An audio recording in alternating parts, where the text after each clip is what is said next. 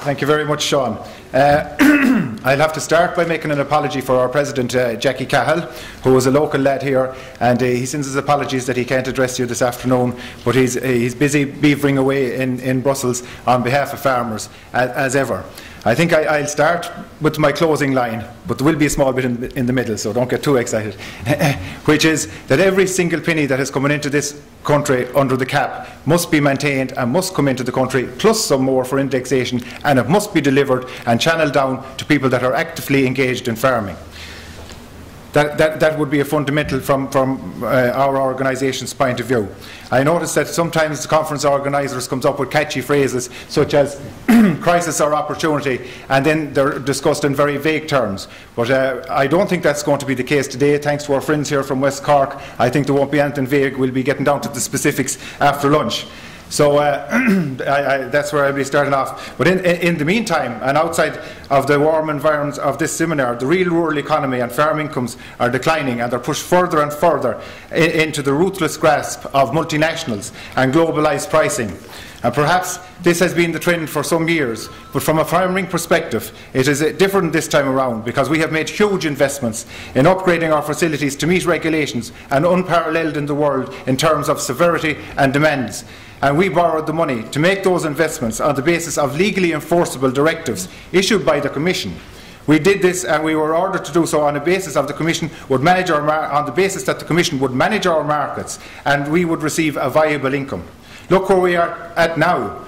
Our milk price is at, if not actually at the world market price, it is very close to it, and our incomes have collapsed. And we have asked for protection from the multinationals and from globalisation, but we are told that it's not possible, and somehow it'll be all right on the night. But that is not the case, and that is not sustainable, and that economic model will not work into the future.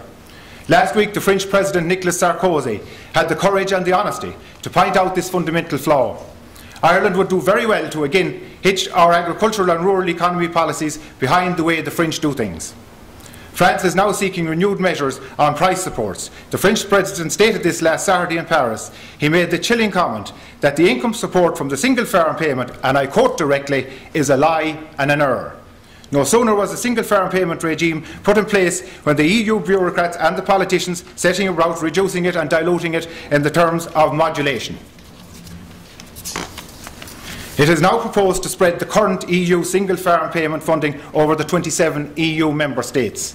In effect, farmers are being asked to part fund the expansion of the EU. This was pointed out at the time of enlargement, when commitments were given and have been completely ignored. This is the lie identified by President Sarkozy. Farmers were promised that direct payments to cover the deficit when prices were brought into line with world markets over time. I have already said these payments were diluted, and we are left facing, in effect, the full brunt of world prices. This has major implications, not alone for Ireland and for our incomes, but for EU food supply. In the absence of price support and the introduction of the free trade and the abolition of export refunds, world prices will determine the level of farm prices and stability. Both are equally important, farm price and stability.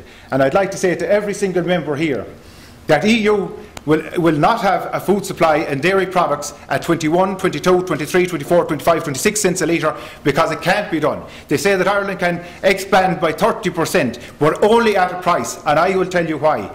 Because 7, 8, 9 years ago, Ireland were Europe was net exporters of beef out of Europe. Today we have a beef deficit of 350,000 tonnes in Europe. So as sure as there's shit in a goose, in 5 or 6 years' time, the same thing will happen to the dairy industry. All because of one simple thing, price. We can't produce it without getting paid for it. So I know there's it would seem that Ireland have to mount a rearguard action to defend our current single farm payments coming to Ireland, bearing in mind that there was a contract between farmers and the EU to compensate in the reduction of price supports. We must also bear in mind at this stage that single farm payments amounts to virtually the total income of farm families in Ireland.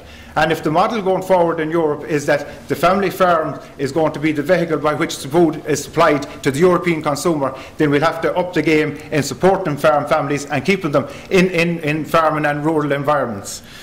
So I know we're under constraints from time, and I've said a lot about it, and we'll have a more concise discussion afterwards and ask specific questions, because the issue in what way we want the CAP to be delivered to Ireland, there'll be a different answer for every single farmer in the room, because what suits one won't suit the other. So we'll have to tease that out, and it's a fluid situation, and we'll have to build on it, and perhaps the forum in the afternoon will facilitate that a bit better.